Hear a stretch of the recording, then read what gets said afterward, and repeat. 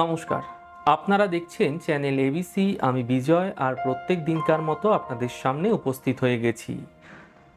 দেখুন, শাস্ত্র বলছে কাক চেষ্টা বক ধ্যানম শয়ন নিদ্রা তথৈবচ অল্পাহারী গৃহত্যাগী বিদ্যার্থী পঞ্চলক্ষণম।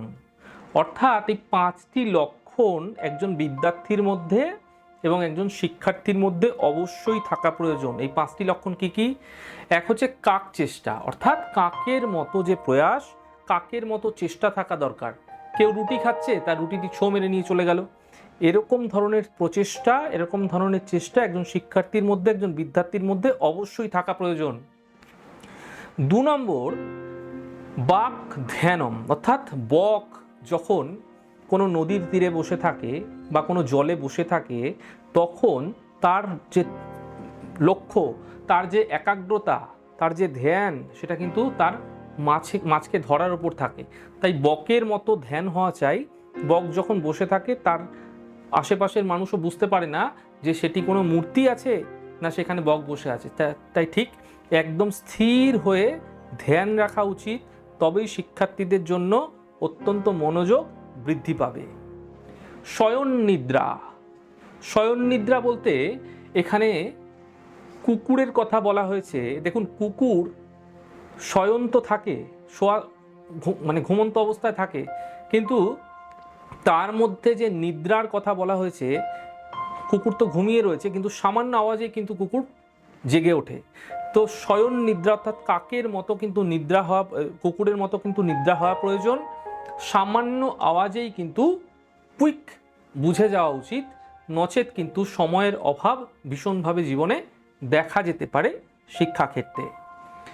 চতুর্থত অল্পাহারী, অর্থাৎ অল্পাহারী বলতে এখানে খাবেন না এমন নয়, অবশ্যই খাওয়া দাওয়া করবেন, কিন্তু অতিরিক্ত খাওয়া দাওয়া শিক্ষার ক্ষেত্রে বিভিন্ন ধরনের সমস্যা নিয়ে আসে।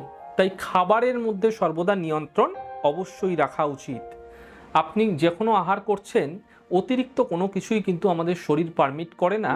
তাই আপনাদের শরীরকে ঠিক রাখার জন্য, ব্যালেন্স রাখার জন্য, বিশেষত শিক্ষার্থীদের ক্ষেত্রে অবশ্যই আহার নিয়ন্ত্রণে রাখা উচিত। গৃহত্যাগী, গৃহত্যাগী মানে গৃহ ছেড়ে চলে যাবে এমনটি নয়। অর্থাৎ অনেক এরকম ছাত্রছাত্রী রয়েছে যারা কিন্তু বাড়ি থেকে একদমই বেরোতে চায় না, ঘর কোনো টাইপের, অর্থাৎ বাড়ি থেকে বেরোনোর মধ্যে তার একটা অ্যালার্জি রয়েছে। এমনটি তার পড়াশুনোর উপরও ভীষণভাবে প্রভাব ফেলে। পড়তে যেতে চায় না, স্কুল যেতে চায় না, কলেজ যেতে চায় না, বিভিন্ন ধরনের দূরে গিয়ে যদি পড়াশুনোর বিষয় থাকে, সুযোগ আছে, কিন্তু তবুও সে যেতে চাইছে না। এমন ক্ষেত্রে গৃহত্যাগী অবশ্যই হওয়া প্রয়োজন। শাস্ত্র এই 5টি লক্ষণ একজন স্টুডেন্টের মধ্যে, একজন বিদ্যার্থীর মধ্যে, একজন শিক্ষার্থীর মধ্যে অবশ্যই থাকা উচিত, এমনটি বর্ণনা করেছে। দেখুন, এই 5টি লক্ষণের মধ্যে প্রধান লক্ষণ, অর্থাৎ জন্মছকে যদি রবি এবং মঙ্গল অশুভ থাকে, তাহলে প্রচেষ্টা, অর্থাৎ অনেক স্টুডেন্টই এরকম আছে, হচ্ছে হবে এই বিষয় কিন্তু চলে, অনেকের মধ্যে প্রচণ্ড চেষ্টা দেখা যায়। রবি আর মঙ্গল যদি শুভ না থাকে, তাহলে কিন্তু প্রচেষ্টার অভাব ভীষণভাবে দেখা যায় ছাত্রছাত্রীদের মধ্যে। কি করবেন? প্রত্যেক দিন সকালবেলা সূর্যকে জলার্ঘ্য দিতে বলুন আপনার সন্তানকে, এবং প্রত্যেক দিন জলার্ঘ্য দেওয়া হয়ে গেলে হনুমান চালিসা অবশ্যই পাঠ করতে বলুন। এমনটি প্রত্যাহিকভাবে করে গেলে আপনার সন্তানের মধ্যে প্রচেষ্টার যে গুণগুলি, সেগুলি বৃদ্ধি পেতে দেখতে পাবেন। দ্বিতীয়ত, বক ধ্যানম, অর্থাৎ এখানে বলা হচ্ছে একাগ্রতার অভাবের কথা। যাদের মধ্যেই একাগ্রতার অভাব রয়েছে, তাদের জন্মছকে চন্দ্র এবং বুধ নিশ্চিতভাবে পীড়িত হবে। তার কারণ চন্দ্র মনের কারক, মনকে কন্ট্রোল করে। মনের মধ্যে যদি একাগ্রতা না থাকে, তাহলে চন্দ্র পীড়িত হবে। তার সাথে সাথে বুধও কিন্তু তার ক্ষেত্রে পীড়িত হতে দেখা যাবে। বুধ চঞ্চল প্রবৃত্তির, তাই বুধ কিন্তু তাকে চঞ্চল করে তুলবে নিশ্চিতভাবে। তাই বুধ এবং চন্দ্র যদি পীড়িত থাকে, তাহলে তার একাগ্রতার অভাব হতে দেখা যাবে। এমন ক্ষেত্রে আপনারা আপনার সন্তানকে সবুজ সবজির আহারে অবশ্যই রাখার চেষ্টা করুন। সম্ভব হলে পরামর্শ নিয়ে একটি পান্না রত্ন অবশ্য ধারণ করান, নিশ্চিতভাবে বিশেষ সুফল, আর তার একাগ্রতার ক্ষেত্রে, তার কনসেন্ট্রেশনের ক্ষেত্রে নিশ্চিতভাবে দেখতে পাবেন। 3 নম্বর বলছে শয়ন নিদ্রা। দেখুন, শয়ন নিদ্রা মুখ্যত অলসতাকে বুঝিয়ে থাকে। আপনি সর্বদা শুয়ে আছেন, শুয়ে শুয়ে পড়াশুনো করছেন, শুয়ে শুয়ে সব কিছু করছেন, আপনার ভালো লাগে না কোনো কিছু। এই এই যে আপনার সন্তানের মধ্যে এই যে প্রবৃত্তি সবসময় চলে এসছে, একটা অলসতা বিষয় ছোট থেকেই, এটা কিন্তু শয়ন নিদ্রার মধ্যে পড়ে যায় শাস্ত্রীয় বাক্য হিসাবে।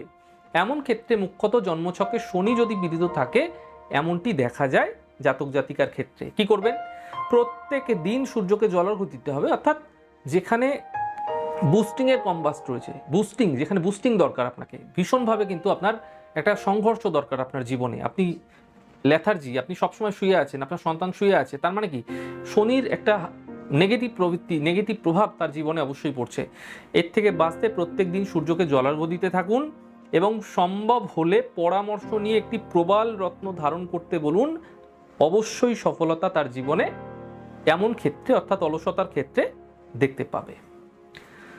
চতুর্থ নম্বর যে বিষয় রয়েছে তা হচ্ছে অল্পাহারী, অর্থাৎ এখানে আহারকে কিন্তু বুঝতে হবে আপনাদের, যে আপনার সন্তানকে যখনই আপনারা আহার দিচ্ছেন, পরিমিত আহার দিন, সঠিক আহার দিন। অতিরিক্ত কোনো কিছুই কিন্তু দেহের জন্য, শরীরের জন্য, মনের জন্য ভালো নয়। তাই জন্মছকে যদি শুক্র এবং বৃহস্পতি অত্যন্ত অশুভ হয়ে যায়, পীড়িত হয়ে যায়, খারাপ হয়ে যায়, এমন ক্ষেত্রে ভুলভাল খাওয়া দাওয়া করে ফেলে, যার ফলে তার মন মানসিকতার এক পরিবর্তন আসে এবং তার সাথে সাথে কিন্তু শারীরিক ক্ষেত্রেও পরিবর্তন আসে, যার দরুন সে কিন্তু পড়তে বসতে চায় না, তার মনোযোগিতার অভাব ঘটে বিভিন্ন ধরনের। তো অল্পাহারী হওয়া উচিত, অবশ্যই কিন্তু আহারে কন্ট্রোল রাখা উচিত।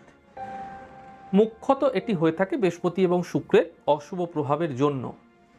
এমনটি থাকলে আপনারা কি করবেন?